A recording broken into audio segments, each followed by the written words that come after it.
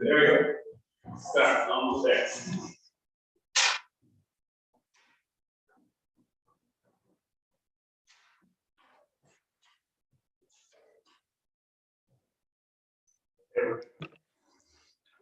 All right. Good evening, everyone. We'll call this meeting to order. Roll call. We are expecting Councillor Moyer to attend, but he's not here yet. Disclosure of pecuniary interest. If anyone has one, please bring it forward to the clerk. We'll start with our quarter revision drainage. We have to, it's for the Dixon Drain A, B, and C. Appointment of members, the deputy mayor, myself, and we'll have Councillor Keogh join us in absence of Councillor Moyer. All right, Joanne, whenever you're ready. So, Mr. Mayor and members of the court, in front of you, there is a report for the quarter revision of the Dixon Drain for A, B, and C. And there has been no concerns brought forward. So the recommendation states that the quarter revision confirm the assessment schedules as detailed in the R. Dobbin Engineer Incorporated report dated February 17th, 2022, and then a motion be passed to accept the assessments. Thank you. Consideration of appeal. There is no appeal on this. Questions from the committee? Deputy Mayor? Thank you, Mayor Rob. Joan, I'm just looking at the drain here, and the municipal portion seems relatively high. I'm just curious, how come it is as high as it is, given that all we're really draining is a ditch? They're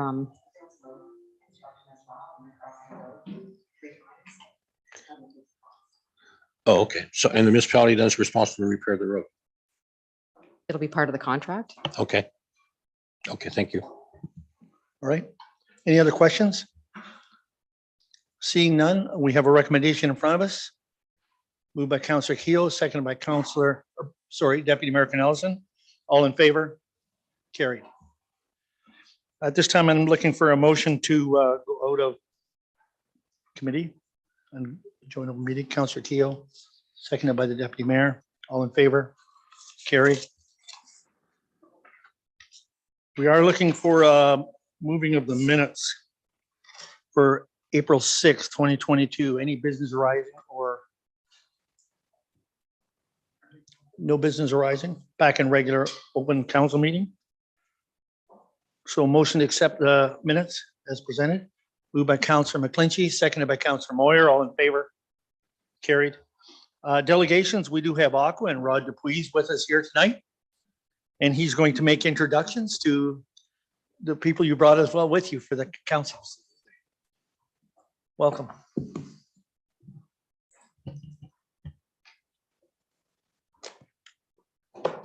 So thank you, Your Worship, members of council, municipal staff for the opportunity to present to you tonight. We're here to present our year end, so 2021 fourth quarter operational reports, our water annual and summary reports, and our financials.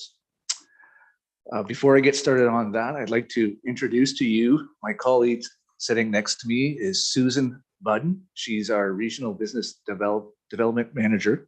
She's taken over for Jackie Muller, who has accepted a new position as general manager for the Haldeman Norfolk County with an Aqua. So Susan, she's been with Aqua for 20 years. She's a wide variety of experience working with municipal clients and operations. So we're very pleased to have her as part of our team. Behind me is our regional hub manager, Renee Kornick. And again, Renee has been with Aqua for close to 30 years. And she's been fairly new in the position, probably since started with 2020 with COVID. So it's been hard to get her in front of everyone, but hopefully with things lightening up, she'll be able to meet everyone and talk and provide those services to assist me with water and wastewater. Welcome. Welcome. So I'd like to start off with our agenda, with our operational reports. I know it's going to be a big agenda, but I think we can get through it pretty quick. It's the North Middlesex distribution system. When it pertains to our daily operations, we include the following locations: our reservoirs, booster stations, and our distribution system. Operations include operational rounds, checks, include a recording and documenting of operation of equipment, pump run hours, pressures, incoming and outgoing, flow data collection, levels, generator run hours, sampling, security, and building condition. These are performed daily. Our distribution residuals are performed weekly, and locates are performed daily. You'll see why when we get further into report. Our maintenance work orders are operational, process, and equipment specific. It includes operation review, greasing, oil changes, air filter, and belt replacement, testing of equipment and alarms, and any minor repairs that include both preventative and corrective. These work orders are generated weekly, monthly, quarterly, and annually as well. And we have our water programs. The purpose of our water programs is to identify to document all components within our system and to update as required and to identify condition of all assets. So we're getting into the condition assessment. If you're familiar with our asset regulation that's coming out, and all information is to be used to enhance future capital planning and future preventive maintenance programs. And I've listed them there as the programs flushing and maintenance, and as you work down. Operational highlights, we've covered first and second quarter, but we'll go with our third and fourth quarter. Staff completed a total of 32 meter pit installations. We've repaired 36 valve repairs as the fourth quarter as part of our valve maintenance program. Staff have performed a total of 1,228 locates for the entire year. And that's about a 42% increase from 2020. Staff have performed 47 water main and water service repairs for the total for the year. We average about 50 water service repairs total, and the remaining would be our water main. So we have majority of this number is water service repairs that we do annually. Regional water supply shutdowns, December 8th and December 22nd.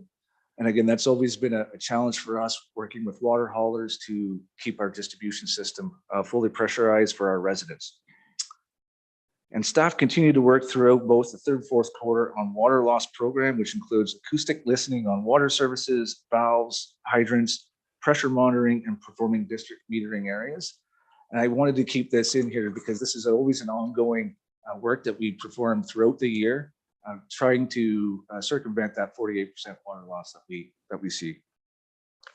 Capital water projects, LC Craig Water Tower engineering design, West Williams Booster Station upgrade, Park Hill Reservoir upgrade engineering design, and Park Hill Main Street, which is getting close to fruition here as well. Drinking water quality management system, DWQMS update. Again, we had no non-conformances with 2 opportunities for improvement. And right now we are under another external audit, which we do annually as well. These are the highlights that I have for the North Middlesex water distribution system. So I have the floor open to any questions that anybody may have. Questions from council? Seeing that, I do have a couple. One on locates, like when you have to, and you're looking for emergency locates, seemed we were having a tough time. There was quite a delay getting locates for you guys, like just getting people out to do them. Has that gotten any better? Because I know you've had some leaks that you're waiting to do, but we're waiting for locates on them. Yeah, there's the third party that performs other locates, hydro, Union Gas, Bell, for example. Those ones are backlogged, and I believe that we'll continue to see that backlog as the year goes on or goes throughout, especially in the summer months. And it's something that we've always seen. It's nothing new to us, but we do recognize that, and it's going to continue. Okay, so it's not getting better, is what you're saying? It's not getting any better. Well, it's not getting worse. Okay. It's the standard, I would probably say. All right. The other question I had was on boil water advisory. We talked a little bit about that this afternoon. If we, I'll use myself as an example. I think that's better rather than say anyone else. So if I run out of water in a tap because the main line's gone down and the pressure's gone, and you're down to a trickle, at what point do you have to put in a boil water advisory? Like, when is that expected? Yeah, through your worship, well, we've just recently, when one of our shutdowns that we've had, it comes down to what pressure is actually in the water main. So it doesn't necessarily mean what is coming out of your tap. It's the pressure in the water main. So your water tap opening is higher level than the water main Right. that's below in the ground. So if we can record that pressure accurately and for the duration, that's where that distinguishes the boil water advisory. Okay, and so what's that pressure? Is that 20 pounds that we talk about? There's that 20 pounds of limit, if you will. Okay. If it goes below that for any duration of time, that's when we'll issue a boil water advisory. Okay, thank you. Thanks. Any other questions, council? Seeing no other questions, go ahead. So with the wastewater operational report, LC Craig Wastewater Treatment Plant, we perform operational rounds and checks, lab analysis, recording all the documentation of our processes, equipment of the facilities, pump run hours, etc. We have a total of 5 sewage pumping stations and 1 lagoon system, and we perform that same operational duties that we do on a daily basis. Maintenance work orders, we perform operational process and equipment specific, includes operational review, greasing, oil changes, air filters, and belt replacement. But it gets to more that's equipment specific when at the wastewater treatment plant with bar screens, grit classifiers, blowers, pumps, traveling bridges, and UV system. So we have that in place. Wastewater programs, again, the idea is to record all that information, document the components, so that we have this information to enhance future capital planning and future preventative maintenance programs. Facility building maintenance, I just wanted to maybe mention that's our HVAC system, our roof, doors, windows, any type of painting that we do. Facility equipment, we're getting into saws, pumps, compressors, pressure washers, and portable generators. And this facility maintenance or building maintenance was a highlight when we had that windstorm that came through LC Craig. So that caused some significant roof damage as well.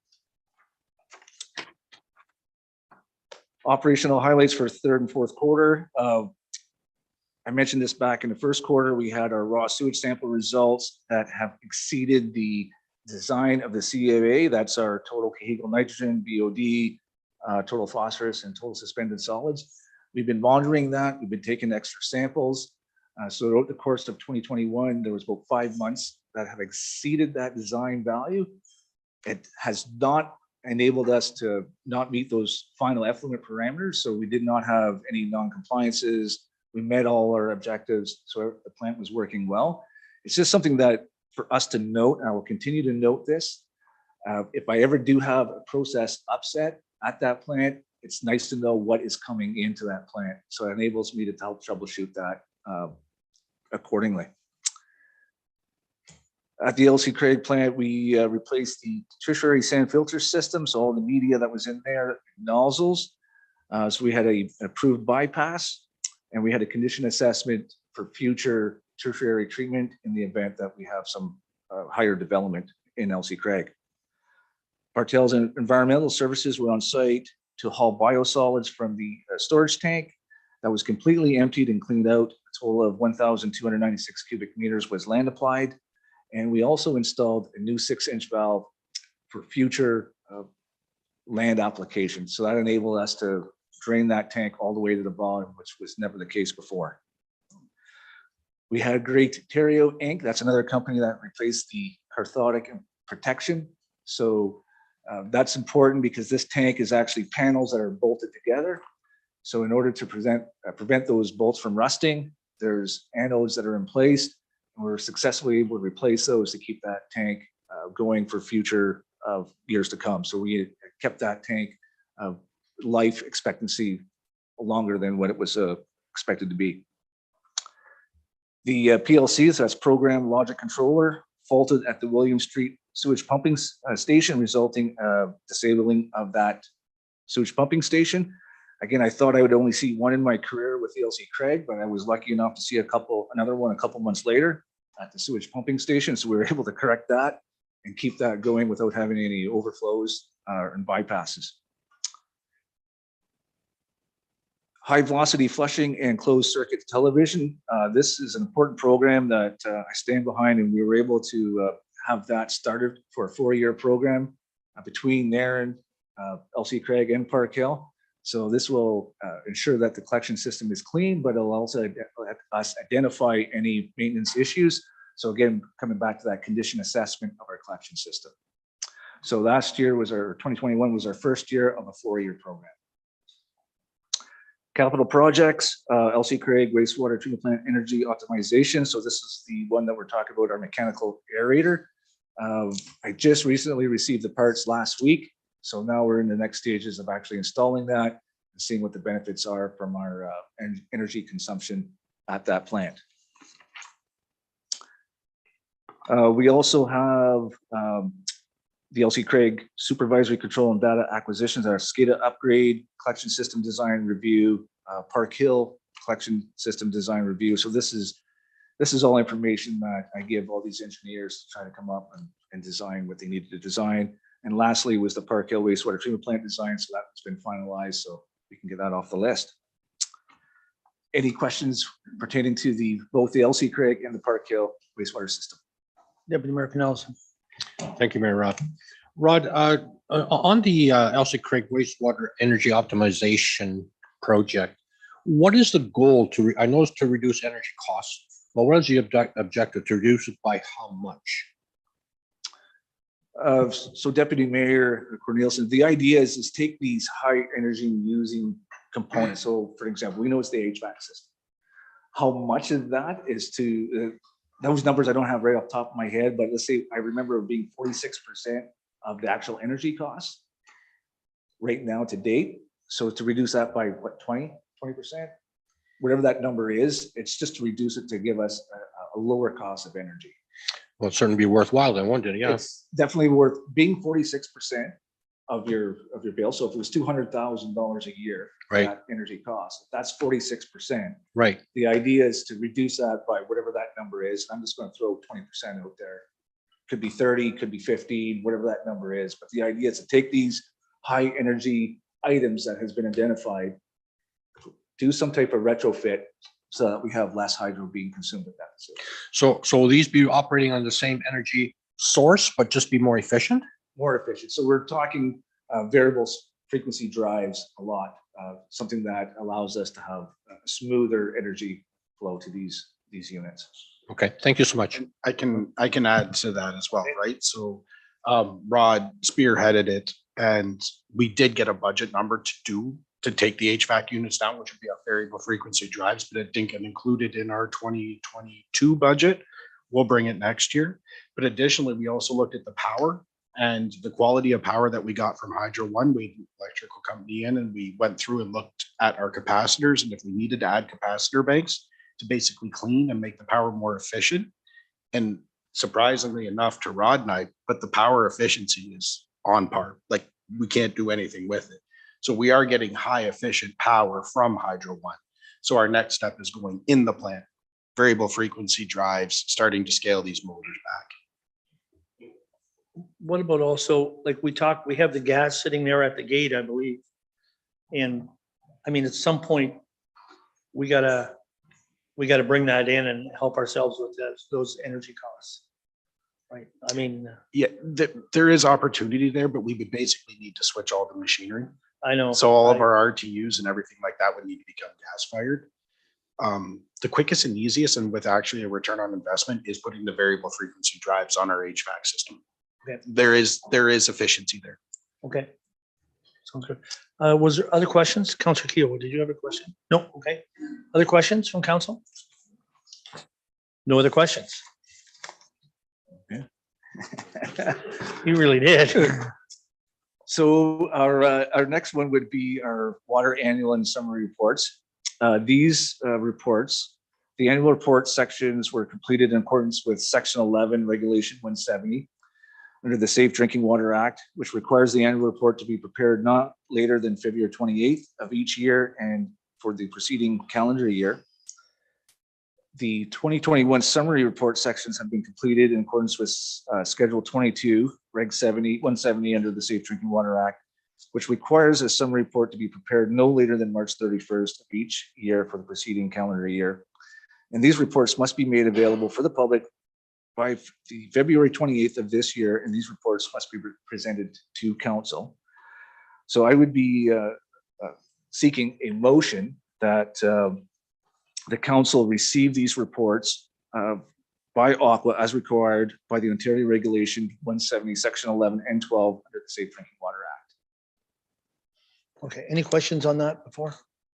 Okay, somebody move that. Move by Councillor Nickel, seconded by Deputy Mayor Nelson. All in favor? Carried. Perfect. Well, next it will be our financials. So I'm going to hand it over to my All right. colleague Susan. She'll be presenting financials for us. Okay, thank you. Just before we go on, you, Yeah, okay? just, since if Jackie's not with you anymore, who's gonna buy us breakfast at Damo? That'll be me. Okay, I just have to look for that face. She'll be the one. That was, should have been after the financials, actually. Go ahead. Okay, good evening, your worship, members of council and staff. I'm pleased to meet you all tonight and be with you to present the financials, the Q4 financials for 2021. It's the last in the package that you have in your agenda. So just a reminder, this contract that we have with you is considered a cost plus contract. So that means that a budgetary estimate is provided each year. We provide quarterly updates on that as we progress through the budget, and then the year-end reconciliation is done. So that's what I'm going to do tonight, is just kind of walk you through those numbers. So we'll start with Elsa Craig. You'll notice chemicals did come in over budget by just slightly over $3,000. That was mainly due to the Allen tank cleanout. This was also offset slightly by the services category. We did come in under budget by approximately $5,200, and that was mainly due to coming in under budget for lab analysis. Overall, we managed to still come in by roughly $2,000 for Elsa Craig. Moving on to Park Hill, you will notice that we did come in slightly under in salaries and benefits by roughly $2,500. That was mainly due to partial vacancy we had in one of our positions, and that ranged from mid-September to December. And then we'll now move on to North Middlesex Water. You'll see the largest variance here. There was a large variance in salaries and benefits, again, due to the vacancy. But the majority was in the services category. And again, that was due to lab analysis. And also there was a large budget for training of our employees, much of which was done virtually due to COVID. So there was significant savings there. So we're happy to report that overall for the 3 facilities we're coming in, you will be receiving a credit in the amount of roughly $26,000. I'm never happy to see the training not being used or not being, I mean, that is when we get behind on that, but it is nice to have a few savings on it too.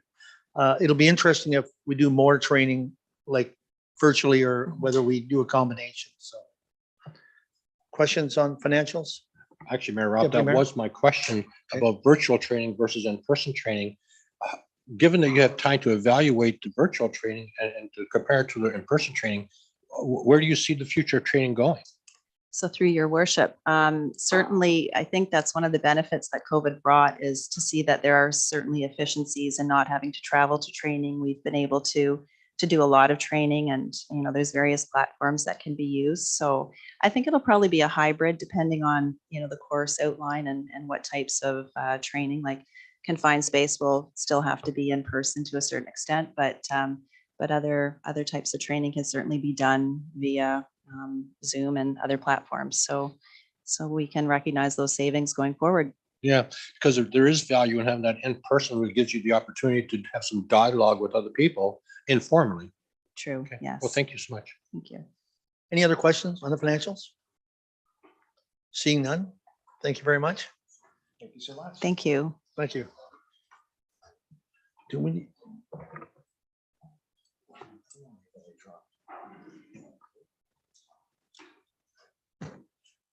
Next, we do have our representative from Wessex that's coming in. I see Phil's there, and he'll have to make an introduction on this, Phil.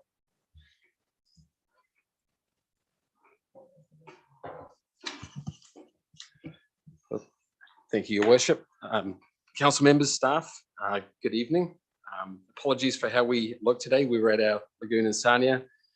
meeting with some clients, and we've been playing around in the mud a little bit. So apologies for that. To my right is the newest member of WASIC, Titus Van Veen. He is our business development manager.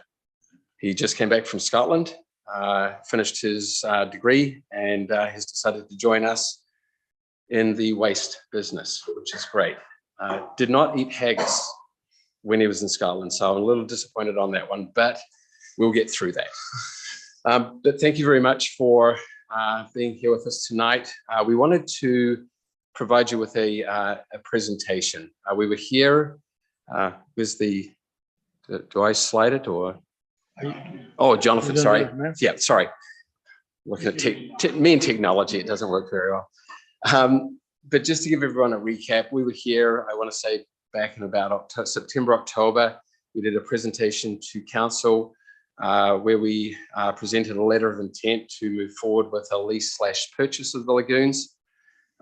We did execute that letter of intent in November 2021, and we are furthering our investigations at this time. There was an interesting question that was asked of us. It was one of the last questions of the evening, and that question was, will Wessex efforts eliminate the need for a wastewater treatment facility that was being proposed at the time and is still on the table? And the answer that was given at the time was potentially.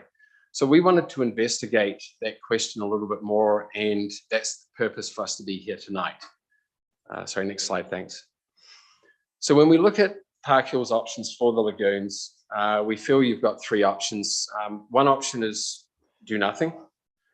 But when we talk about do nothing, we would strongly suggest that you clean those lagoons out and make it a priority as quickly as possible.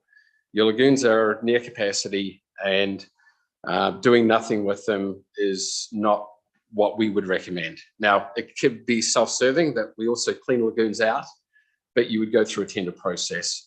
But we would strongly recommend under do nothing, at least the very minimum would be to clean out the current lagoons at Park Hill.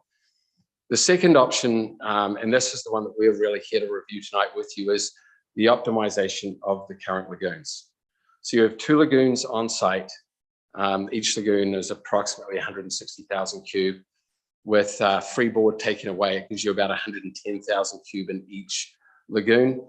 We feel that with the optimization of the lagoons, we could manage the current residential requirements with your 700 approximate homes and take it up to around 1,100 homes, which would take you to about 10 years with the development and the process that we have in place or that we're proposing today.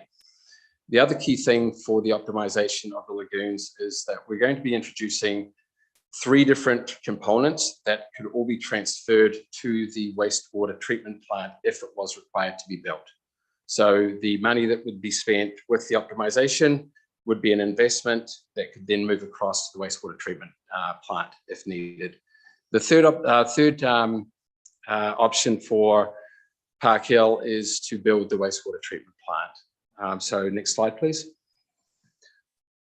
These are all approximates. A quick sort of like caveat to this is that when we start to get estimates from general contractors today, we're being told that you've got 2 days to execute or the estimate is no longer valid. That's what we're seeing with regards to not only the pandemic, but what's going on with fuel prices and everything else today. So the information that we're sharing with you here is as of 2 weeks when we presented it to Jonathan. So the timelines here, we're suggesting would be 12 to 24 months to optimize the existing lagoons. We would add a prime screen to eliminate about 20 to 25% of the inflow that currently goes into the lagoons today. So that would get rid of a lot of the inorganics that go in there. We would also put aeration and baffles into the North Lagoon. The North Lagoon would be the one that we would isolate for the residents. And the South Lagoon would be the lagoon that WASIC would look to come in and bring in material from outside of the region where we could develop the revenue sharing program. So like I said, the challenge is the cost. We are looking right now at approximately $6 million to do this. Like I said, we could essentially say that this would work for the municipality until you hit about 1,100 homes. After that fact, we would need to either reassess or introduce a second prime screen. So there are options there available to the municipality at that time. The clean out of the lagoons is an additional cost. It is not included in the 6 million. Now we have not done, we've attempted to do sludge judging. We've picked some relatively bad times of year to try it. And there was still, the lagoons were still frozen. So we are going to be coming back to do sludge judge to determine what is actually in the lagoons going forward. So we do not have that information today. Next slide. So we just wanted to make sure that we're accurate in terms of north and south. So the North Lagoon is the one furthest away from the main road. And that's the reason why we put the visual there. So that is the one that we are looking at now. The one thing that I did miss in the last slide was we would recommend putting about a 1 meter berm around the North Lagoon. The reason for that is currently the lagoons are sit at about 8 feet of storage. With freeboard, which means you've got to have about a meter or 3 feet of space for rain, snow, etc. That gives you about 5 feet of storage space. If we were to add an additional meter of berm, that would give us actually 8 feet of space that would allow us to essentially make sure that the aeration cells worked the way they should work through the winter period. The lower the depth of water, the more challenging it is to work with aeration. Sorry, next slide. Now, all this information has been provided by the municipal staff here. So the timelines for your wastewater treatment facility is approximately 2 years, costs approximately $21 million, and that does not include the cost of clean out either. This is an interesting slide. When we looked at this, it was how do we maximize the municipal dollars? When we look at the aeration, we're recommending aeration in the North Lagoon only. In one of the reports that we read, there was a requirement to have aeration even if a wastewater treatment facility was put in place. So that would be required anyway. Prime screen, we're already recommending that prime screen goes into the optimization. And again, that could be transferred over to the wastewater treatment facility if our proposal did not perform. Same thing with the tertiary filtration. The key with the tertiary filtration is to make sure that the effluent going to the creek meets the MECP regulations, and we are confident that this will happen. The berm is what we would like, but it's not required if you put a wastewater treatment facility in. Next slide, please. So when we look at the summary, Wessex is certainly very keen to become a big player, a big partner with North Middlesex, regardless if you go wastewater treatment facility or the optimization. We wanted to come in here today and provide the council with an option. The option that we're providing has not been proven in Ontario. It's been proven in Halifax, Hawaii, and Ohio. I did suggest that we take a flight to Hawaii, but no one wanted to come with me. So just to check it out. But the whole purpose of this presentation is to provide, like I said, the council an option, $6 million versus 21. With Wessex involved, we honestly don't have a preference as to how you want to handle this. This is your decision, but we wanted to make sure that you had at least an option to have a look at. The revenue sharing portion would begin in about 2 to 3 years with the optimization of lagoons. The revenue sharing portion, if you go with the build facility, would occur in 4 to 5 years, just based on the amount of time additional that it's going to take to build the wastewater treatment facility. The key with the revenue generation proposal is that if we go with the optimization, Wessex would more than likely want to come in and lease only the lagoons and assist with running them. And the revenue generation would only occur with one lagoon. If you went with the wastewater treatment facility, Wessex would purchase the lagoons, and revenue generation would occur with both lagoons. And again, we just want to be transparent with you when we provide this information. Relatively quick presentation. Next slide should be, who we are. He's brand new, so we forgot to put him in. Sorry, Titus. We'll remember next time.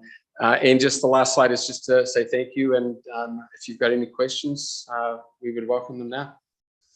All right, thanks, Phil. Questions from council? Who wants to start? Deputy Mayor Canelson? Thank you, Mayor Rob. My first question is back on option 2. If cleanout costs are in addition to the 6 million, what does 6 million buy? So you've got the prime screen, you got the aeration, you got baffles as well that we would be putting into the lagoon. You have the tertiary filtration system. So there's a number of things in there now. The challenge, like I said before, is getting the right information.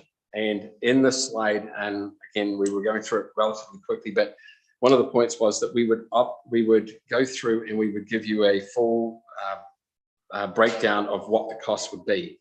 We did not want to go into that depth because it was going to be relatively, it was going to fluctuate everywhere for us.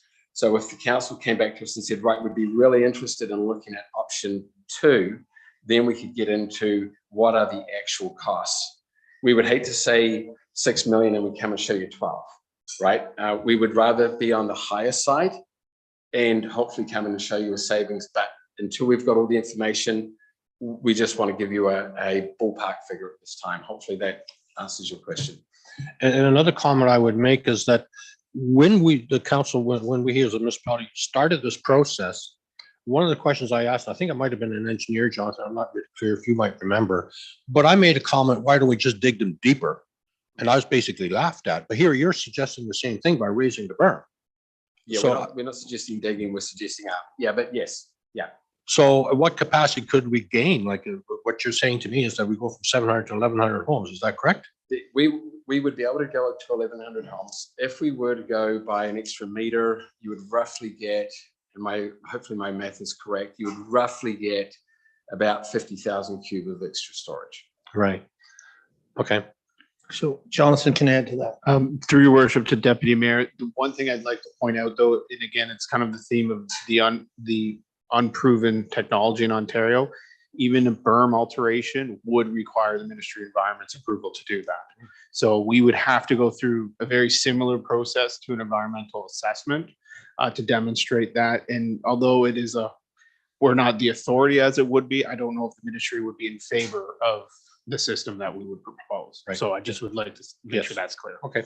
Just to comment that everything here that we're talking about here has to go through ministry approval. Absolutely. I mean, whether we do the plant and we become partners like in the lagoons and stuff, that still has to go through the ministry, correct? That is correct. Through your worship, that is correct. And I think through staff's recommendation or what we put together for you today is that's where we should be turning to next, is a discussion with the Ministry of Environment on whatever form it would be to understand what playing field they would ask us to be in order to entertain a relationship with Wessex. Because we don't know the time frame that would even take as well. Councillor McClinchy, did you have?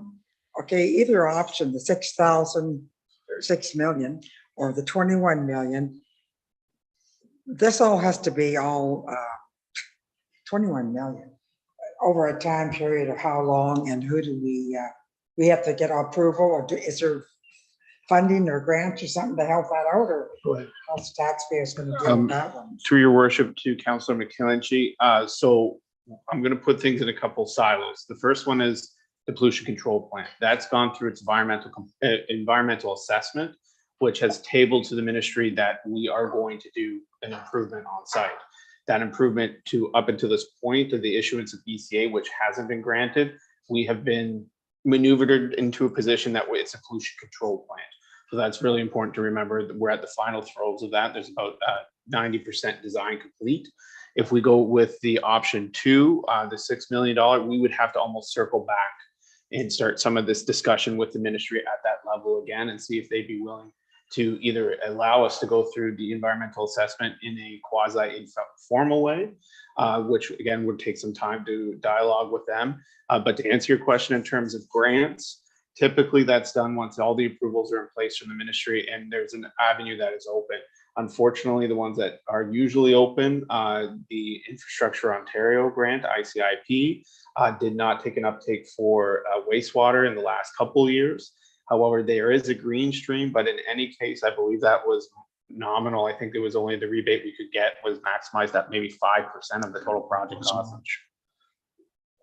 So availability of grants, not really right now. So as far as the ratepayer is involved here, is that, what kind of an impact is that going to be on financial strength there? That would all depend on a number of variables, how many users are on the system, which we are incurring development. We're talking about just Park Hill. Just Park Hill, exactly. And how many users are on the system locally, how many development charges are being collected against it. The opportunity for grants still exists at the back end, the possibility of a debenture.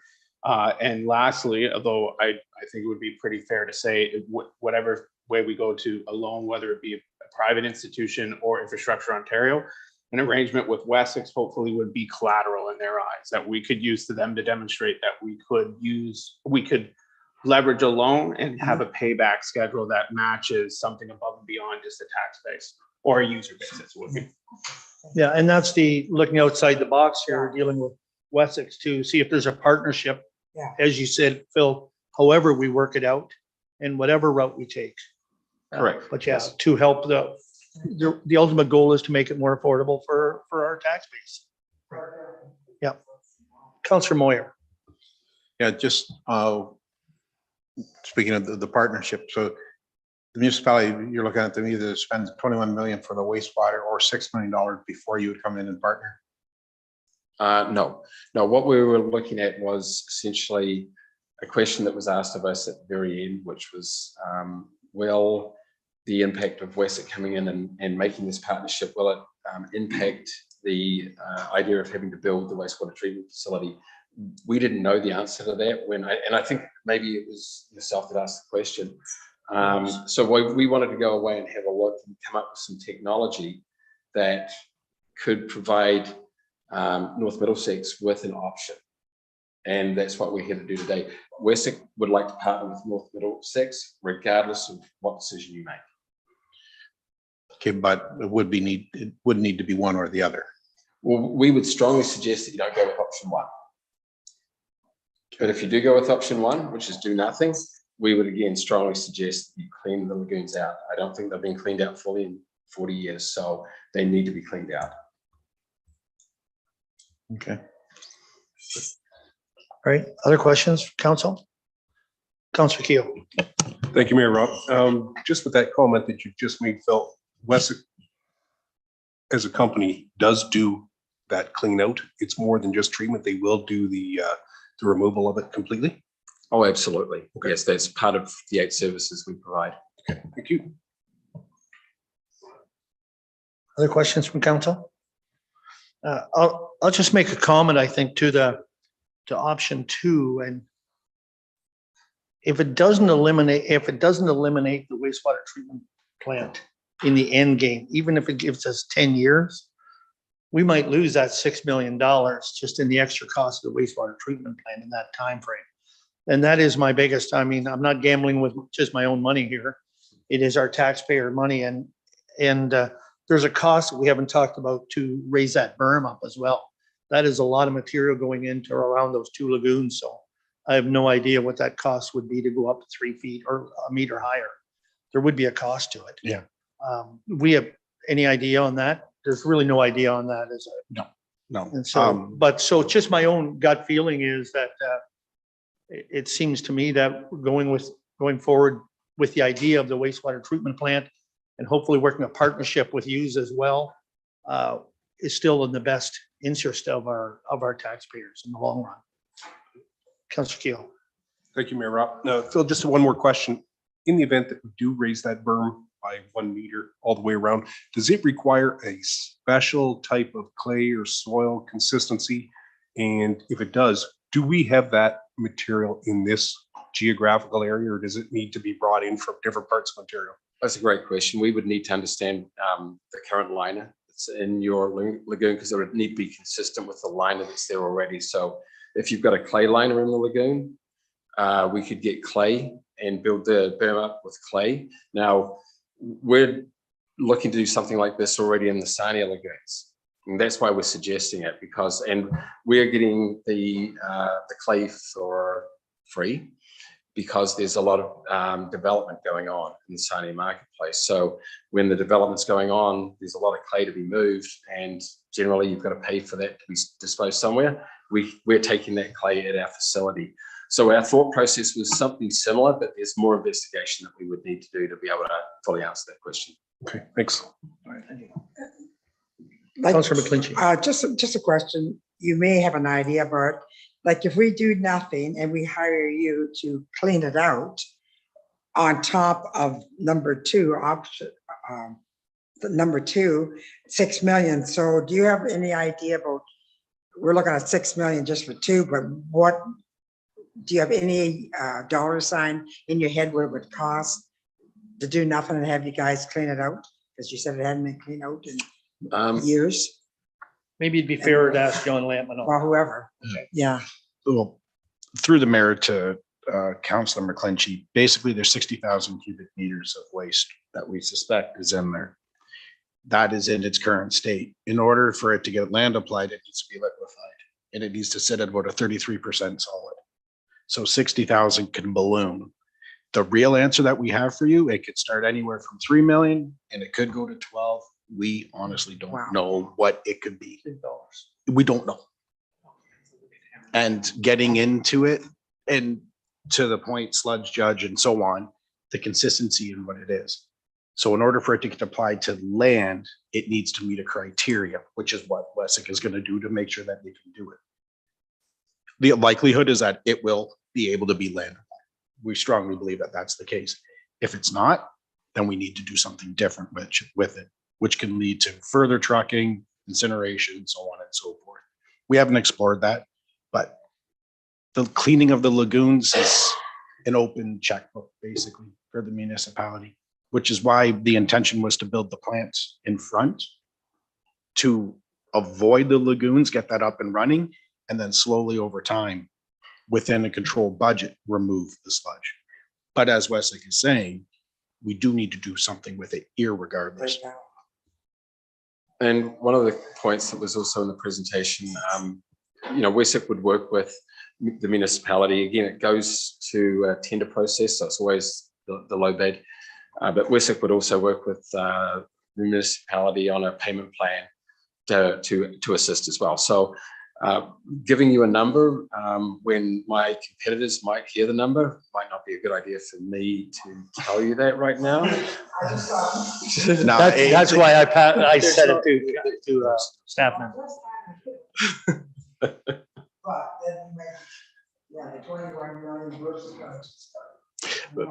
So just to provide some more clarification for council in regards to option two, just so that you're thinking of everything. So we're saying $6 million on unproven technology. Basically, what we know is that we're going to have to spend $6 million to put this technology in place in the north south, at which point it's going to have to sit and run cyclical without discharging to the creek and await MECP approval. So we'll spend $6 million for something to possibly sit in our lagoons, let's say for a year or two, to get approval. If it doesn't get approval, we just spent $6 million on technology. That $6 million could easily be 12 million, because at 6 million, we won't put to the plant. Even if it does work, there's another $6 million that plant's going to increase in 10 years. So a $6 million investment into option two is more like an $18 million investment when you look at it over the course of a 10-year term. But Jonathan, it's 18 million regardless, because if it's 6 million, put the equipment in and up to 12 million to clean it out, we're at 18 million. It could be even higher. I don't believe that 6 million is going to cover the cost of option two. I think it's going to be dramatically higher. We haven't dialed in what our tertiary treatment is. The screens are unproven, and I don't believe that we'll be able to use it when taking over the wastewater treatment plant after. And we don't know what the ministry is going to say. They might just say no, and we spent $6 million to test out a product. Furthermore, there's no engineering and design done on it. And I know that we put 4,000 to 5,000 hours of engineering design into the wastewater treatment plant. We've sat for a year and a half designing the plant. The ministry is going to want to see that due diligence done on option two before they even look at this. So having said that, I agree with you, Jonathan. I do appreciate though that there's an option in front of us, at least because we did ask that. Is there any options to give us going forward? So, John Keel. Thank you, Mayor Rob. I guess I'd like a little bit clarification. The Ministry of Environment, do they not recognize this method, or do they discourage this method? Like if it's worked out in Halifax and Ohio and Hawaii, like North America is a pretty big place, and it's only three places of success, or we hope that it's success. What was their final outcome, and were they in a predicament similar to us? Through the mayor to Councillor Keel, I would ask the question, what are we putting in? First and foremost, what tertiary filter are we getting? What aeration are we getting? What is this prime screen? We've been told $6 million, but we don't even know what we're putting in today. So I can't tell you that it will work or won't work. We're going to have tertiary filtration and prime screening at our wastewater treatment plant, which is going to get us an ECA approval because it's proven technology.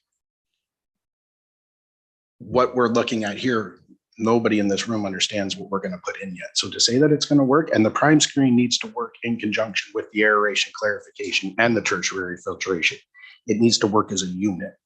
So just having a prime screen doesn't necessarily get us the treatment to get us the effluent. So without knowing all the components and how they interact with each other and being designed and vetted and proven, there's no telling if it will work or won't work.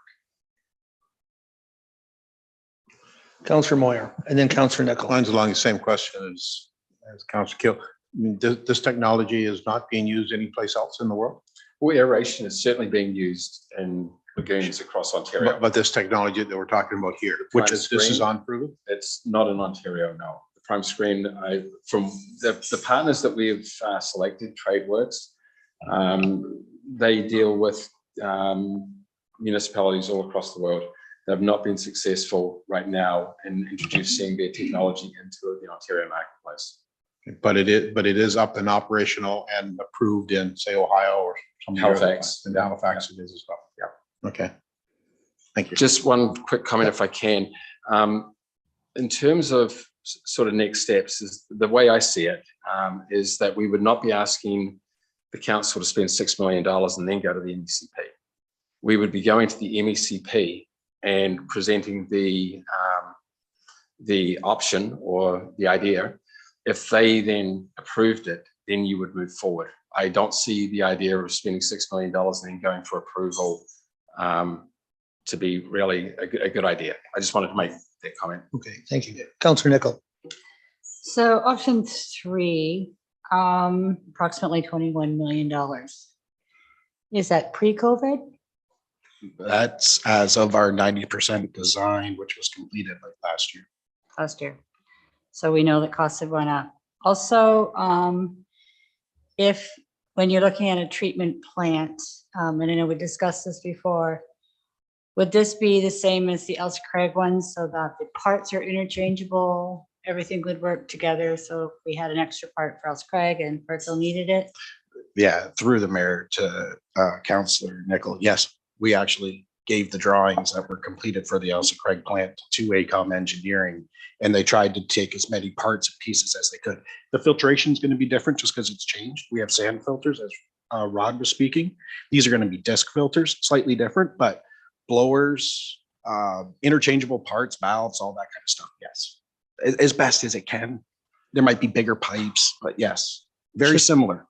Just more energy efficient though, right? Through the mayor, yet to be seen, or to the mayor. Yes, yes. That's the plan. AECOM did make a comment at the front end that we should expect to see far less energy consumption at this plant than what we would, or what we're experiencing at the Elsa Creek All plant. right. Councilor Nickel again. So And is then there Union Gas or gas lines running to that area? Through the mayor, we've basically got to a point where we've got the design complete for hydro and gas, and we just sat on it because we need to invest hundreds of thousands basically to get the services there. And we've not, because we didn't go forward with the plant, we didn't go forward with bringing the services there. Thank you, Mayor Rob. Jonathan, I know we talked a lot about the waste treatment plant, but time has affected my memory.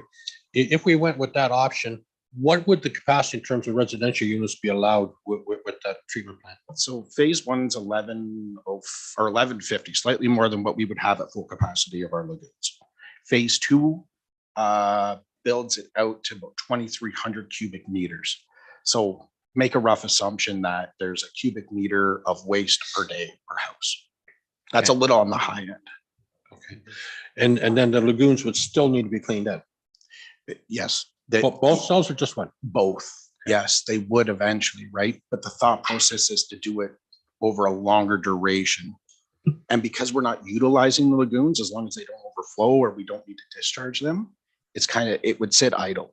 But we would engage the Wessex of the world in order to get rid of that over time. And I thought, and my final question, I thought I just heard you mention when you're talking to Councilor Nichols there, that we've already invested a substantial amount in the design of the structure. That's correct. About $750,000 worth of design has occurred to date on the wastewater treatment plant. And how far is that towards completion of design? It's at 90% design. We put it on hold when we weren't going to move forward with it right away. So basically, we just got to brush up some drawings, brush up some specifications. Within a couple of months, it could be ready for tender. To the Deputy Mayor, we're basically in the final throes of putting out a tender document. And because of funding and cash flow, we've decided to wait and try to engage the ministry for funding. More questions? Other questions? Thank you very much, Phil. We got a couple of recommendations in front of us. Thank And you. everybody has a copy of this. Right, thank you very much. Everybody has a copy of them. Do you want, John, do you want to speak to Sure. them, please? So just so everybody's aware. So basically, we're looking at two options. So we're just looking to further discussions with Wessex. Wessex has been a great partner and is going to be a great partner no matter which avenue we go. And we don't want to ruin that relationship by any means. But you have two in front of you. So basically, what we're asking with the first is that we either decide to go further into looking at option two, which is the alternative, the $6 million alternative, or we say no, and we're going to look at just going with the initial plants in the other option, the other recommendation, and look at Wessex taking it on that way. I can read the recommendations for you. I think we all or- have a copy in Yeah, front of fair. us, John. That's why we. But that's basically, do we continue to, TradeWorks has put in a lot of work in the background, as has Wessex, in trying to develop this plan for the 6 million. It's not fair to them, us, or Wessex to continue down the road if we have no intention of going that way. Right. That's basically the difference between the two. Deputy Mayor. I just have a question for option two. When it says to continue with Wessex and subconsultants TradeWorks, is there a cost associated with that continued process? There would be eventually, right? Once we get to a point where there would be a budget created, and basically at that point, we would need to inject cash to further along the design and the implementation and so on. But as Phil did say, if the ministry isn't even going to engage us at the paper stage, it would never get there either. And if we waited 10 years in the design of the cash we've invested in the design of the wastewater treatment plant would be all gone. Sorry, like if we invest into option two, that's money that wouldn't go to the wastewater treatment plant, basically. But and even the 750,000 we've invested in currently in the design of that structure would be just money that would no longer be applicable. We'd It'd be have to a- start all over. It'd be a sunk cost of the project, yeah. Okay. Jonathan. Through your worship to Deputy Mayor, I was also going to try to highlight that I think the important motion, or in both considerations for the motion, is the engagement with the Ministry of Environment, right? Like, we need to figure out if this is even a viable option in either case to have Wessex partner with us. To answer your question about the possibility of pollution control plant on option 2, there is still that chance that a pollution control plant would be needed, and that definitely would be driven by population and capacity. Alternatively, we'd run the risk that technology changes, and there's a cycle in the industry, probably about 5 to 10 years, that something new comes out that the ministry kind of doesn't necessarily say thou shall, but they endorse and they kind of handcuff the process that you have to pick certain technologies as we go through the process. So that's why they've leaned us towards a pollution control plant, where aeration or a system similar to this 20 years ago would have probably been acceptable. So Luke and Medolph and Zurich have similar systems, not to this system exactly, but it's within their lagoons.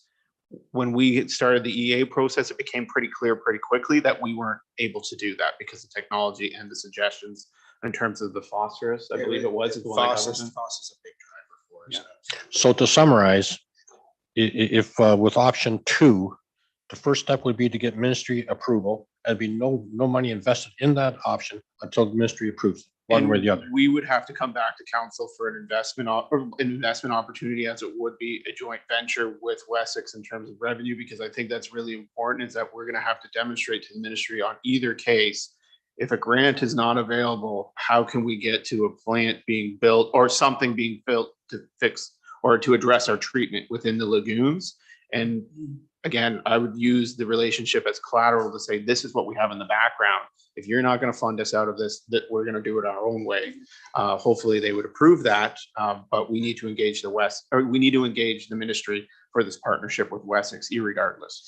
Right, but again, to my question again is that if we follow the recommendation to pursue option 2, okay, prior to anything being done by Trademarks or Wessex, we would get ministry approval that this can be done before we put any money in it. Through your worship, pilot projects are treated differently, but we would have to come back to you because it would be kind of back to Jonathan Lampman's comment. It'd be a little bit of a sunk cost of what we've done to date. So we'd have to come back to engineer the solution in order to engage the ministry, because we still have to go through the analysis and the ECA component of having that technology there, and that requires engineering. Okay. So to the deputy mayor, the ministry could come back and say redo an ECA. They could come back and say that. Right at that point, we know we're in for $120,000, $130,000 right away, right? But until they actually tell us that. Now, another thing is the ministry might say, TradeWorks, you have nothing viable to show us. Give us a design. Give us 200 pages and 200 pages of drawings, so we have something to review. At which point they'd be thousands of hours, $700,000 worth of design to do. At that point, I would assume that TradeWorks may come back to us and ask for a contribution, but we won't know until that point. But the reality is, we have been stonewalled, as you know, so far in getting funding from the government on wastewater treatment. And we're not the only municipality that is having the same problem. There's been others out there that I've been talking with that have been going a lot longer than us and are treading water, so to speak, doing that.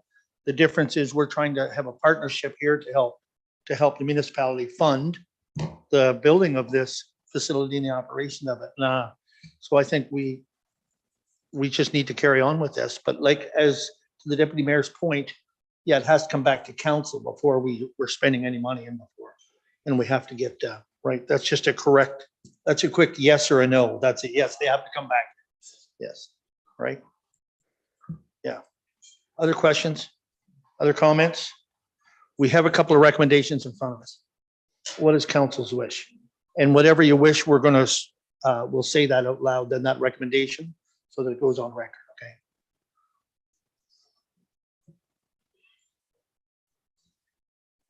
We do need to make some motion going forward. Councillor Nichols. So I would make a motion that we go with number 3, just because we've already got money invested. We're looking further into the future. So you've got more growth potential in the Park Hill area.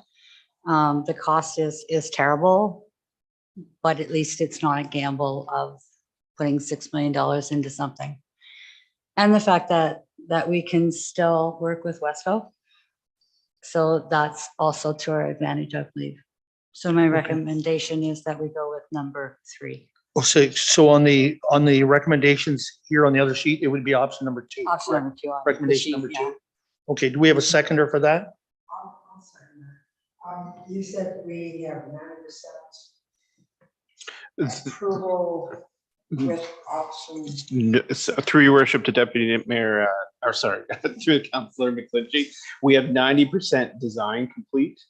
Okay. The environmental assessment at the front end said that was the basically go, and now we have to submit our final design to the ministry, and they have to issue an ECA to us. But all indications through consultation up to this point has suggested that we will get that, but they're kind of coincidentally joint with the tender document. They want to know that it's out there so that the technology that you've invested in is going to come back.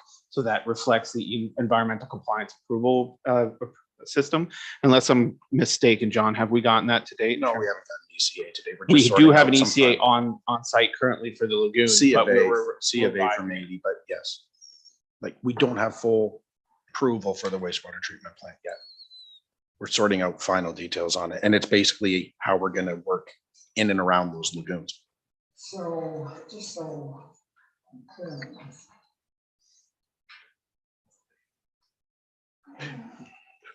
Just to be clear, council's not making a decision to go ahead with the wastewater treatment plant here. You're not Right, making that this is the decision. recommendation about Like, we, going to the ministry. yeah, it's, do we continue to work with Trade Works and Wessick? Or do we continue to work with Wessick and focus in on the plant that we already have designed? Those are basically the two options you have. And that is what recommendation number 2 is here. So you're seconding that? Okay, so before we vote on it, the recommendation is, be it resolved that council directs staff to engage Wessick and continue discussions and discovery of option 3 being the continuation of the wastewater treatment plant, whereabouts the municipality would work with Wessick and approach the MECP to determine the feasibility of possible purchase, land lease, or rental of the lagoons once the WWPT is constructed. Okay? In favor of that? That's carried. Thank you. Yep. Just for feasibility of possible purchase, land lease. So What's, yeah. Through the mayor to Councilor McClinchy, this will be, okay, Wessick has done this in the past. So they've set precedent in the province that this can be done, but they took over an abandoned lagoon. What we are doing would be very new to the Ministry of Environment. So the ministry may not grant approval for Wessick to purchase, rent, or lease this from us. They may want it to remain within municipal hands. So what we're doing here is Wessick and the municipality is going to go with Wessick hand in hand to the ministry's office and say, this is a solution that we want you to approve. Corporate partner as well as municipal partner, and we go hand in hand together. We support Wessick and Wessick supports us. And that's the next step in this. I got Okay. Okay. All right. The other thing on this, if this does come to fruition where we get approval for this, maybe there's a chance that we did go down to Sarnia. John Lampman and I have had that opportunity to go to see the operation they're doing down there. I think it'd be worthwhile for us to have a look at that. And, right. All right. Thank you very much. So that's carried.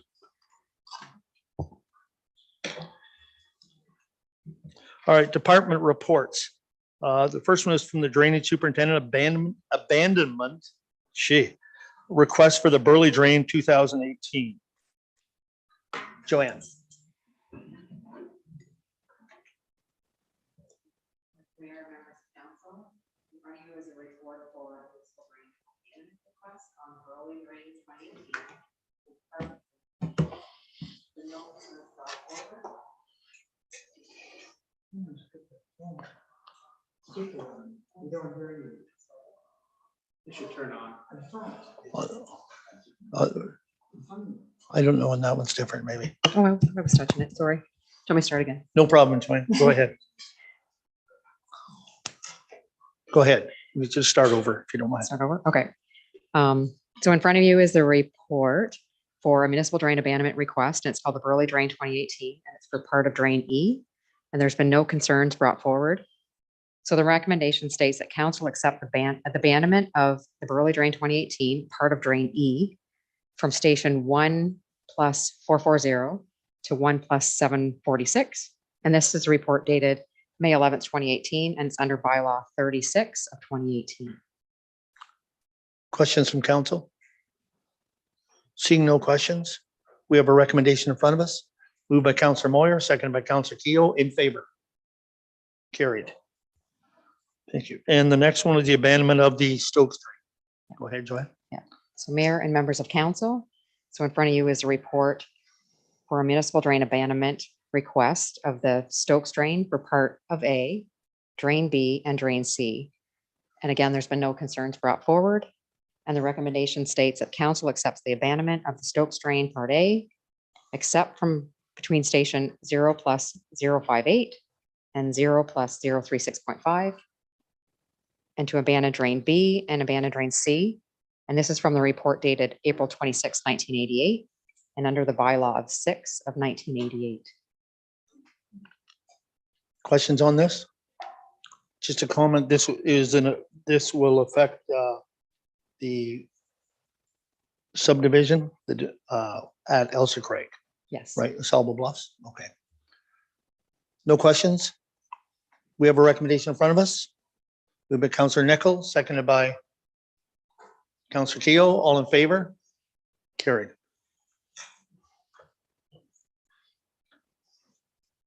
Thank you. Our next passing of accounts. Estelle, whenever you're ready. Thank you, Mr. Mayor. So the report in front of you outlines the municipality's expenses for the period of March 31st through to April 14th, 2022, for a total of $1,383,161.62. Are there any questions? Questions? Deputy Mayor Cornelison. Thank you. I'd just like to point out, Mayor Rob, that I feel compelled to ask Estelle a question because she sits back there quietly for the entire duration of council meeting, and I just want to make this her time waiting valuable. So I appreciate that. Thank you. So my question for you is on page 4. There's an amount of $10,000 to the Carnegie Library, which is a donation. Is that just an in and out? I would have to look into that one. Okay. I am not sure. I will have to look into that one. Okay. And Yes, I can. The number is 003595.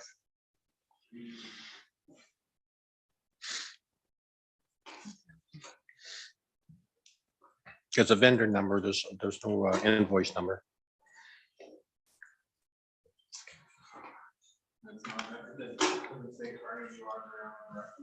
It says vendor 003595, Friends of Parkhill Carnegie Library. Don't April 2022 is on the, well, it looks like the 12th of April. Donations of $10,000, and the below is another donation of $48,000 or $48. Sorry, my apologies. I know 48. I'm just talking bigger numbers. Yeah.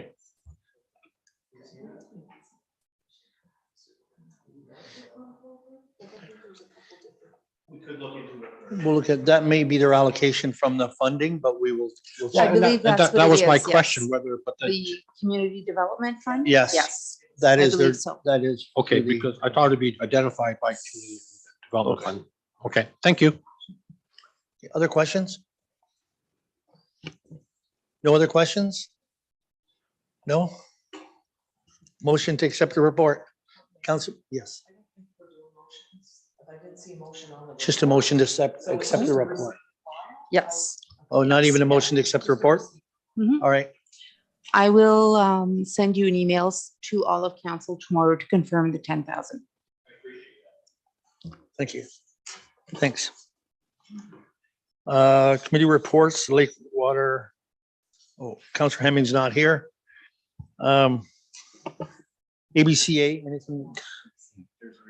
Oh, sorry. Where's the other report?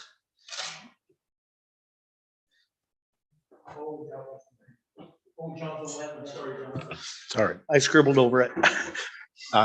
Mayor, members of council, what you have in front of you is a report regarding the status and future status of the Lake Huron system. So both the mayor and I have sat on the steering committee now for the better part of over a year now, honestly, going back and forth with all the municipalities that benefit from the Lake Huron system. Currently, Lake Huron is trying to establish some sort of legality to what it is that they do. So they want to create a joint municipal services board or a corporation. Currently, they have no legal standing. So what the report in front of you is basically outlining is the same report that went to Lucan, same report that went to Middlesex Center, I think the same report that's gone to Strathroy. And what it is asking council to endorse us as a municipality to proceed with discussions to figure out what legal standing should be required, be it a municipal services board or be it a corporation. So what I can tell you right now is that basically there's a Lake Huron water distribution and then there's the Elk. So Port Stanley and Grand Bend. There's general consensus as it appears on the Huron side that everybody believes that there needs to be some sort of legal entity that this system has. On the Elgin side, there's been a couple municipalities that have decided that they're fine with what it is right now and has basically collapsed the whole Elgin side in doing so. So the recommendation that you have in front of you is that this report be received, obviously, by council, and that council endorses moving forward and evaluating the specifics of a joint municipal board versus a municipal service corporation as the two viable options for the future Lake Huron. I'll open the floor to questions. So just to that, we're just saying that to get a legal opinion on which is the best route to go. And it's not everybody getting a legal opinion. There are municipalities going to band together, get a legal opinion on this. Lucan. Middlesex Center, Lucan and us have all been talking So in the that we're not background. We're getting going to jointly individual retain. legal opinions. We're getting a legal opinion from it. But this will move it into some sort of legal entity. Yes. Like we've agreed that it needs a legal entity. It's just figuring out whether it's the services board or the corporation. Yeah. And Andrew Henry's done a lot of work on this, a lot of work for extremely difficult. Councilor Moyer. So when you're saying there will be costs associated with this, you're just talking about legal costs. It's like at this point, to Councilor Moore, yes. If it does turn into a corporation, I mean, basically all the feeder municipalities or the receiving municipalities will be shareholders in the corporation. We don't know what that looks like. That's the next step, is to figure out how that all shakes out.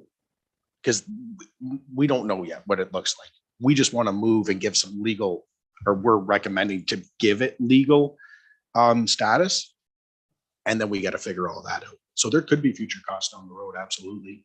But right now, some legal costs, which will be retained by the three municipalities and jointly shared. But most of the costs, if there was upgrades or changes, or whatever, we'd be involved in that anyways. Yeah, we would. Basically, right now, we absorb it through the rate, basically, right now, right? But Lake Huron has no ability to take on debt on its own right now. So when Lake Huron goes and does upgrades to their water treatment facility, the City of London holds that debt for them. What they're trying to do is break it out so that they're a corporation and they can hold their own debt. You know, when you look at it on like a macro scale, you're probably 600,000, if not more, people that are directly affected by this. And this board, as it sits right now, has no legal standing. There isn't any. They can't take on debt.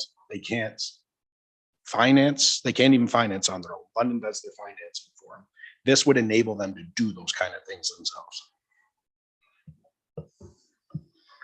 No, go ahead, Deputy. Thank you. I think you may have answered my question, but you touched on it a little bit. Currently, is the City of London the only shareholder? No, I think it's proportional rate. I don't know what the exact is, but it's proportional rate off of basically how much water we take.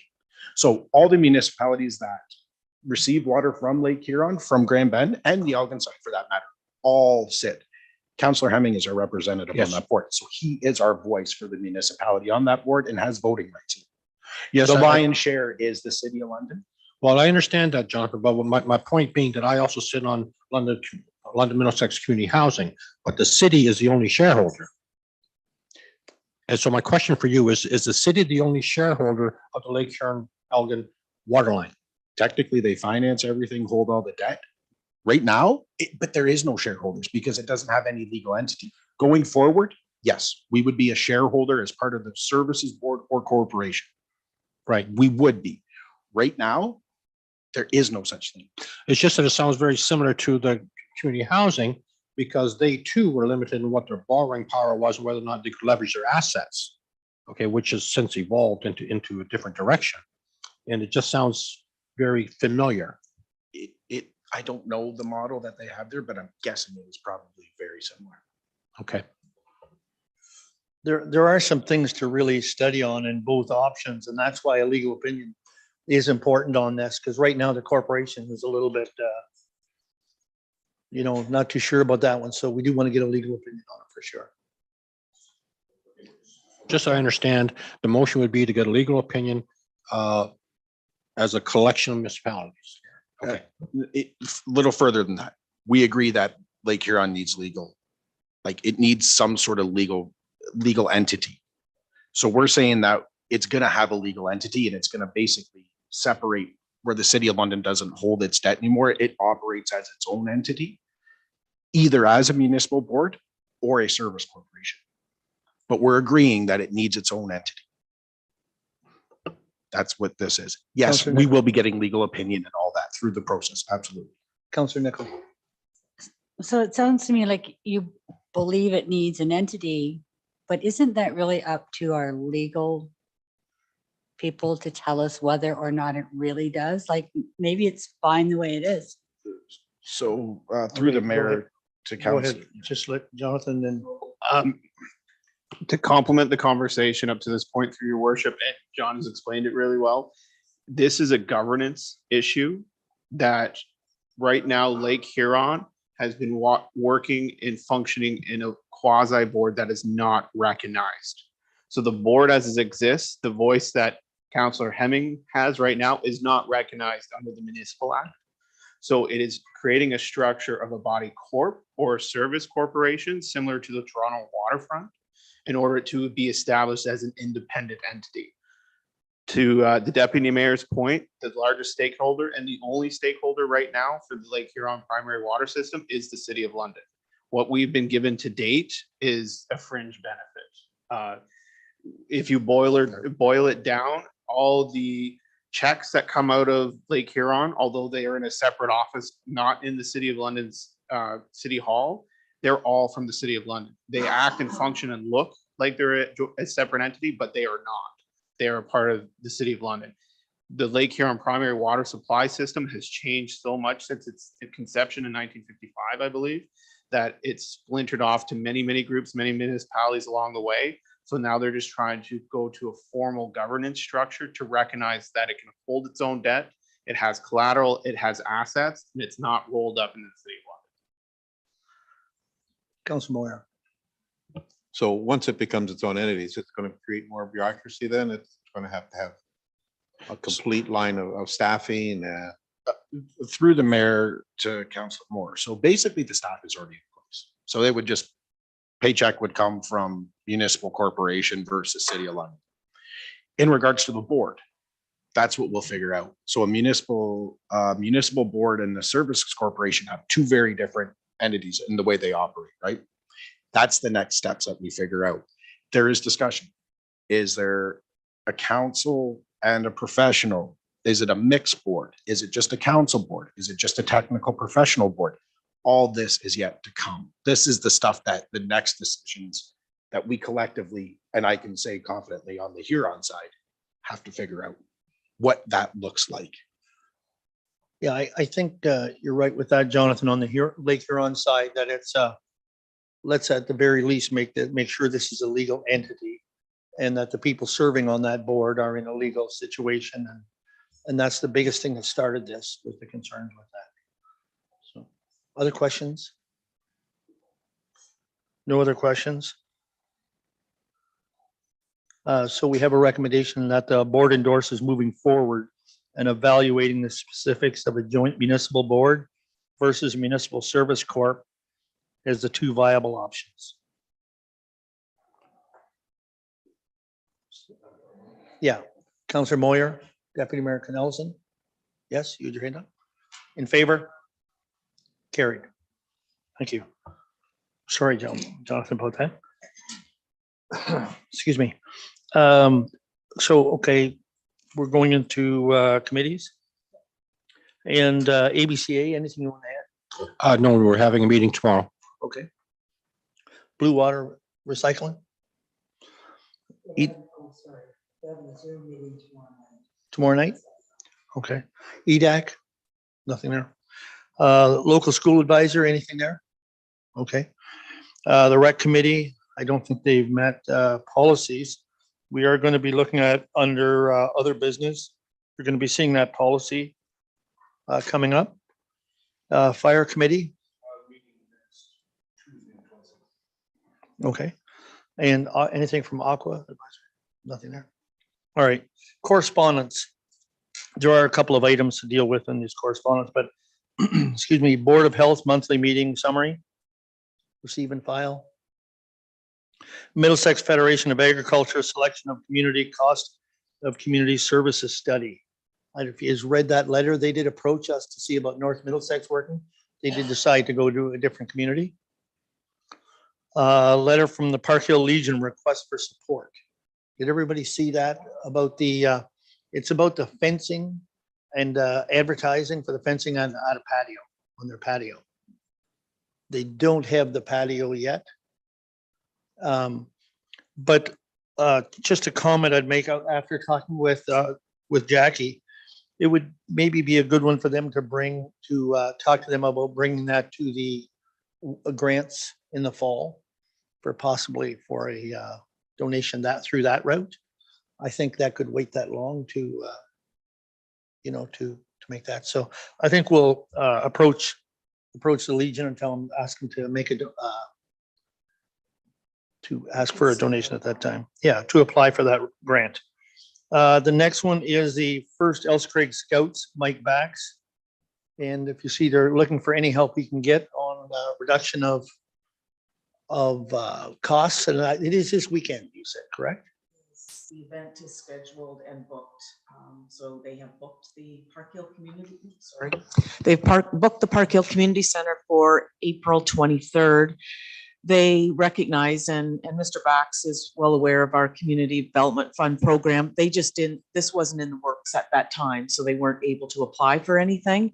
And it came up rather quickly that they were able to hold the event. So because Mount Bridges is taken up due to the testing center, they did come to Park Hill. So they just wanted to have this brought before council if there was any consideration from council on any kind of financial back, they would appreciate it. However, they understand constraints as well. In the past, they did do this once or twice before when they had the regional Cub Car rally at Elsa Craig, I believe, where they had done that. But what's council's wish here? Councilor Keel. Thank you, Mayor Rob. I guess I'll just run it by council. Would any other councillor entertain the thought of maybe just cutting their cost in half? It would be some type of relief. You're making that a motion? Please. Making a motion, seconded by Councilor Moyer. Questions on it? In favor? Carried. Carried. The next one's North Middlesex Community Policing Committee minutes. Receive and file. Minister of Municipal Affairs and Housing, status of COVID emergency orders, receive and file. Minister of Solicitor General, notification of compliance with Emergency Management and Civil Protection Act, receive and file. Other and urgent business, the first one is the administration and council and committees vaccination policy to review and discuss. That was brought forward. I hope everybody's had a good look at it, but Jackie, anything you want to speak to on this one? I'll speak to it. Go ahead, Jonathan. Through your sorry. worship, members of council, I'm seeking some general direction on our vaccination policy as it currently stands to date. There's both for council and both for staff. Two areas of special concern considering the changing landscape. And before we put a lot of effort into repealing or revising, I wanted to kind of just table this on the floor and it'll come back to council in May. The section for vaccination requirements 5.13 to provide negative tests for adjuvant tests under 48 hours into coming into a workplace environment. Although right now it's a little gray, we can still hold that is a requirement if you are not vaccinated. But again, the landscape has kind of changed with the provincial mandates that have changed throughout. The second one is new employees or in the council policy 5.4, which basically refers to compliance in that you have to be vaccinated to be part or test to be an employee here as a new employer or in the sense of council. You have to test regularly or a committee member. I know there's various opinions on this, but I'm just seeking general direction on whether we should be repealing our vaccination policy or revising it or keeping it status quo.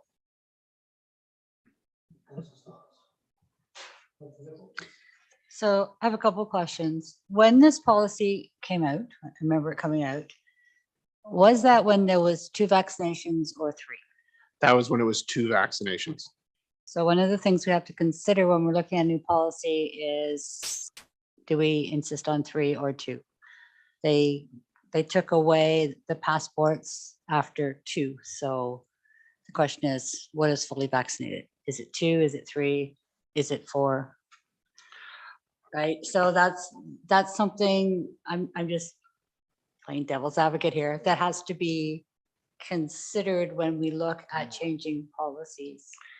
The other thing that we might consider when we're looking at this policy is looking at if you know that you've been exposed or have a family member or a close person to you that has been exposed, that you must test every day and prove negative. Again, because they're giving out free rapid tests now, it would be at no cost to the employee themselves or the counselor themselves. And so I think those are things that we really need to consider when we're doing a new policy. So your direction would bring this up to a more robust standard than it is currently tabled? I believe it needs to be because of all the changes that have happened and all the things that the Ontario government has changed. And again, I love the term devil's advocates. The unfortunate thing is the passport validity is subject to 2 vaccines, not 3.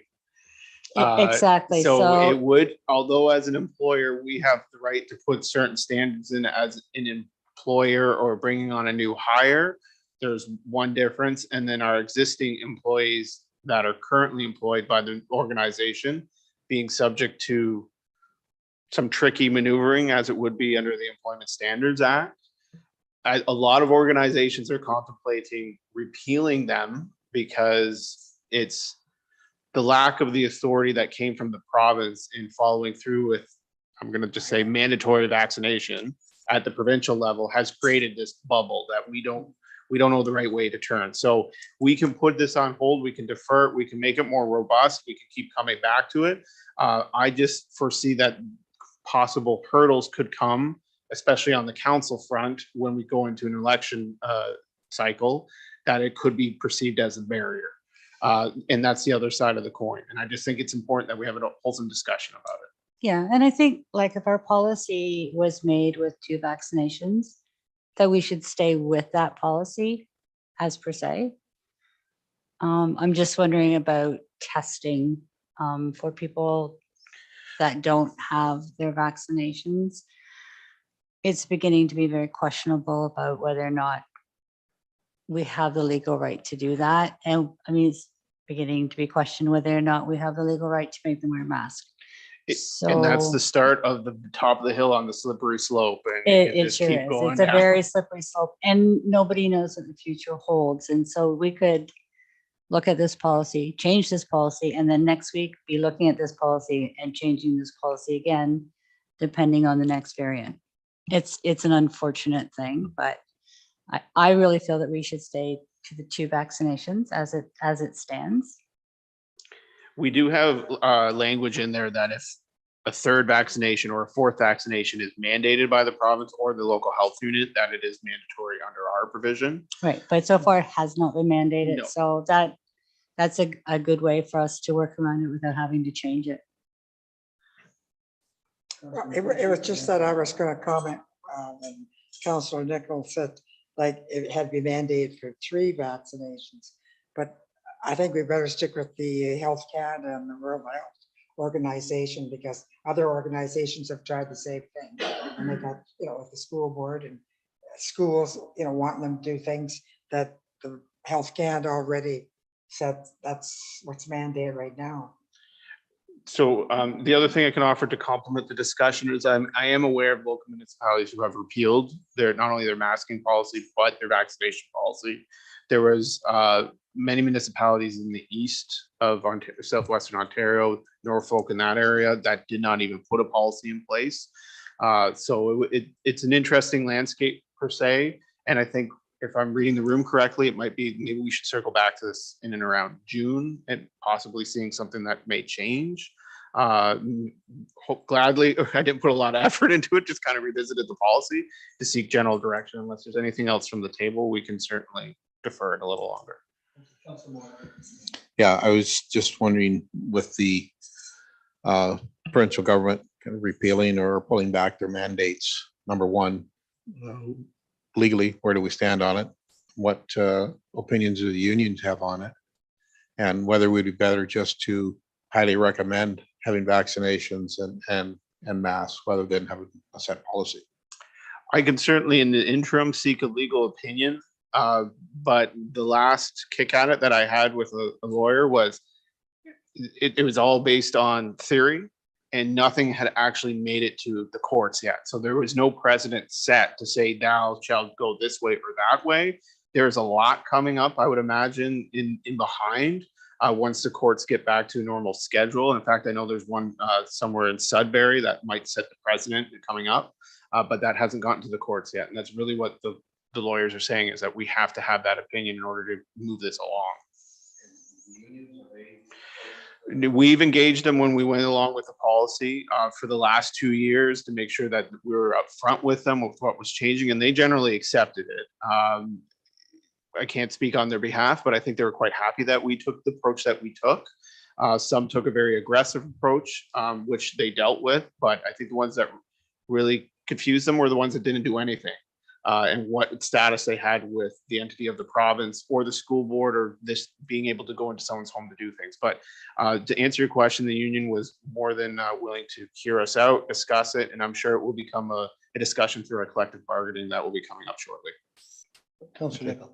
So that being said, I don't see why we wouldn't leave the policy as it stands and go back and look at it again, perhaps maybe in June, maybe even July, depending on how things go. As long as it hasn't been challenged by the union or any employees, I think it should stand the way it is. And the last time I think when we were here talking about this policy, we have 100% compliance on the staffing side. So we're okay. It's just going to be one of those ones that just keeps coming back up once in a while until we figure out what this the end of COVID looks like, hopefully. Okay, so is council asking just leave it for now? Is that what you're saying? And come back and revisit it? Fine with that. Okay. Our next one, 10.2, is review of draft development charges. And that's the 2 draft bylaws for consideration further to the public meeting from April 6th, provided by Watson. The chosen option will become bylaw number 41. Okay, Deputy Mayor Canales. I have a question on that. And I may, sorry. I was going to speak to it as well. Okay, my question, then you can speak to it if you don't mind. And maybe I overlooked it, but one of the things that I was wondering about is with the development charges, is there some incentive for affordable housing to reduce development charges or rent geared income opportunities to provide housing for people that are with fixed incomes. Through your worship, to the deputy mayor, through the Development Charges Act, which has changed, not significantly, but changed a number of times in the last couple of years. I don't know if this is the right word, but there is a bonus component related to geared to income housing as it relates to development charges. There's even another proposal coming through Bill 109 that's going to refine it even further. The other side of that is that in order to interact with that properly, you have to be a recognized non-for-profit, as you're probably familiar with, in order to enact those services. If you are a private individual simply coming to the municipal counter and saying, I'm going to house geared to income people, we wouldn't be able to do that without the proper licensing on the back end. But there is an avenue for reduced development charges. So I hope that answers your question. It does. There are two bylaws in front of you. We're asking for direction to implement one, and the difference being that it is a combined development charge, which would set the total DCs for urban at $19,187 and a rural DC at $4,505, or a split development charge, which will put a rural area at the same $4,505. Park Hills development charges would be $20,357, and Elsie Craig and Nairn would be $6,396. No. Or sorry, 16,000. My apologies. My apologies. I even highlighted it and I missed the one. No problem. No problem. Counselor Moyer first. Just, can you review what our current development charges are? I believe they're around $6,400. So, but that Okay. was, That's at a 50% reduction. That was at Understood. 50%. The intention is supposed to be in and around 12, but with the 50% reduction from 5 years ago, they're at $6,400. Yeah, I'm just wondering if there's, whether this could be, and I know we need to get our development charges up, and I know like the city of London, I think it's like 35,000 right now. In and around there, Yeah. yes. But is there a gradual development charge that we could go with for, and I'm thinking of the developers that have moved in here and have got lots going. They've been under, and they came in under the understanding of a lesser development charge. Is there a gradual, could we go, in 6 months in increments? There certainly is, but we'd have to re-engage Watson's to make sure that the schedule is appropriate to do that. I would not recommend that. We went up, although the net that we cast to inform the group or the development group as it would be was as large as we could make it. There will be some people who have missed the information, but we sent the DC study out directly to them, identified what the changes were going to be, and we did not get any comments back from them. In fact, when I did speak to some developers about the DCs going up, they just shrugged it off and said, it always ends up in the back end, unfortunately, and They it pass it does. on, sure. And they pass it on. In the way that the housing markets are at, $750,000, $800,000 or $850,000, $20,000, in my opinion, or it's minute in Well, in the the. next few years, it might make that big difference. It could. We also do have the ability to apply COLA adjustments throughout, just because that's within the DC charge. That's why we're at 6,000 right now. So it will gradually go up year over year, but I can tell you that through the initial study that there are some outliners, Lucan being one of them and South Huron being another. We are very close to our local competitors. Temp Center is at the very top end. They're at 38,000. So that's mind blowing because although I'm here saying implement 20, right? So, but we are within that striking distance of being somewhat competitive. Deputy Mayor Canales. Thank you, Mayor Rob. My preference would be that we have a uniform development charge across municipality, across all urban areas, particularly because I know that we had talked a little bit about the wastewater treatment plant, but the wastewater treatment system is basically one rate anyway. And so I don't see why we need to differentiate between the two urban areas. The rationale at the time, and luckily the boundaries of North Middlesex allow us to do that. We can blend a development charge and be in good standing with the province. The rationale to separating it was because the pollution control plant was installed in Elsie Craig. One hasn't been installed in Park Hill, but it can certainly be blended. The benefit with DCs, as we're all aware, is it's strictly driven by development for growth purposes, which we know some of that plant is fulfilling. So that was a rationale to doing it. But the decision is council's, either a blended rate or a separate rate, but we do need to choose one. Other comments, questions? Or motions? I'm not seeing any questions, so motion. I'll make a motion that we have a blended rate so it's consistent across the municipality. Is there a seconder for that? Councillor Moyer is going to second it. Discussion on it? When you say blended rate, what figure are we talking? Through your worship, that would be the blended rate of $19,187. Rural would still be separate at $4,505. But it would be then outside near and Parker. That's correct.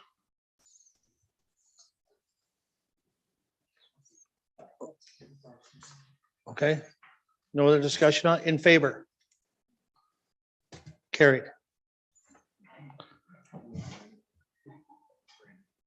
Yep, that's, we have a verbal report and that is from Brandon. You have that, I believe. Mayor Rob, just before Yep. we get into that, and Brandon and the clerk, would you like me to recuse myself? This is an amended after the agenda had come out, and I do have a family member that is involved with this. I can certainly recuse myself, but I think the intention is for information only. There's no decision making to be made by council. So it's certainly your comfort level, but I, on the surface, don't see where there'd We're be not any making any need. motions or anything on this. Is a receive and file type of report, I believe. okay, thank you. Go ahead, Brandon. Mayor Robb, members of council, as you're aware, we did push or kept the ice in longer for the Stars. The Stars have made the West Championship Series against Bell River. Due to that, we have had an impact on 2 facility rentals that were already booked. There was a Stag and Doe booked on our floor surface and a gala booked in our Park Hill Community Center. The original plan was to look at the cost of covering the ice for that Stag and Doe and booking a Stars game away from that Saturday night specifically. Due to the logistics of covering that ice, the cost behind it, staff had to make a decision to force the gala rental out of the Park Hill Community Center and force them to change locations entirely all the way to Elsa Craig. Staff felt that because this was quite a move for them on very short notice and the logistics for them to have to move everyone from one location to another town entirely, that we would waive their rental fee. The Stag and Doe we have pushed across the community center, which is still in a similar location to them. And we are going to do signage to make anyone who may not know of the change that they just have to go across the street instead. And yeah, this is just an information report so that council is aware of the decision staff had to make. If there's any questions, feel free. Questions, Deputy Mayor Nelson. Thank you, Mayor Rob. Brandon, given some of our previous experiences with Stag and Does, will there be a damage deposit required for the community center? So through Mayor Ropp to Deputy Mayor Cornelson, yes, we require a deposit regardless of whether it be the arena or the community center. The Stag and Doe, we do charge a higher rate for than just a standard rental anyways, because typically they're harder to clean. There is a little bit more risk involved on the municipal side. But yes, there will be a deposit regardless. Thank you. Any other questions? No, no questions. Thanks, Brandon. Thank you. I do have one more item under other business, and that was the Stars did contact me, a member of the Stars executive, and asked about pins, like North Middlesex pins to give to the visiting team before the first game, like at just the opening of the first game. We do have those pins, and if council's agreeable, we would do that. 30 to 40 pins, whatever, there's 25 players. And so having said that, is somebody going to the game that will be there before puck drop? It's Friday night. I'm going to be there, but I'm not going to get there till 8:30. Well, okay, Brandon,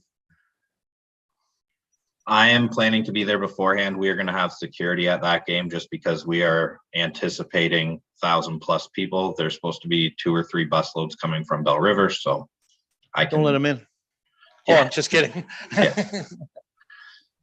Okay, so you're expecting a lot of people coming from there as well, but I'm just, is there anybody here at council though that would like to hand those out? Do you want to do it, Doreen?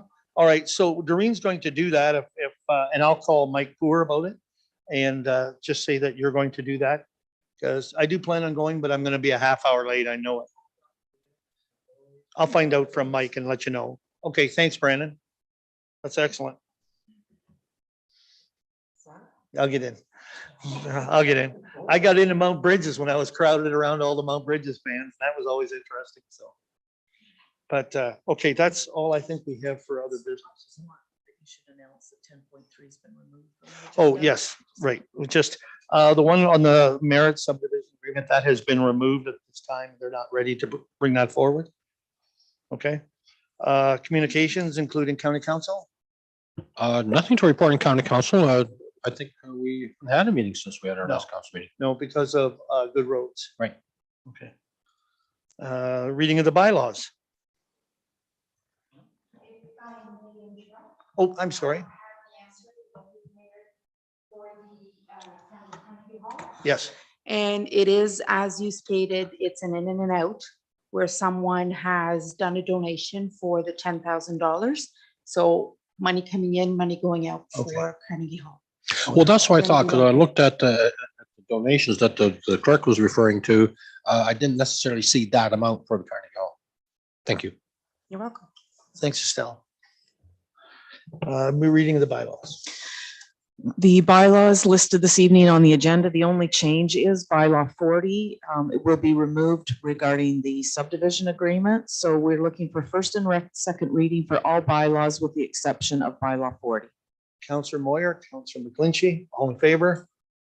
Third and final, Counselor Nickel, Counselor Keel, all in favor? Carried. Thank you. We are looking for a motion to go in closed. Yes. You want me to? Where is it here? Oh, yeah. For section 239, labor relations or employee negotiations, upcoming QP contract. And then 239.3.1, educational or training session deferred from April 6th on the policy review for council staff relations and council code of conduct. Need a mover to go into closed? Counselor Nickel, Counselor Keel, all in favor? Carried. Just wait.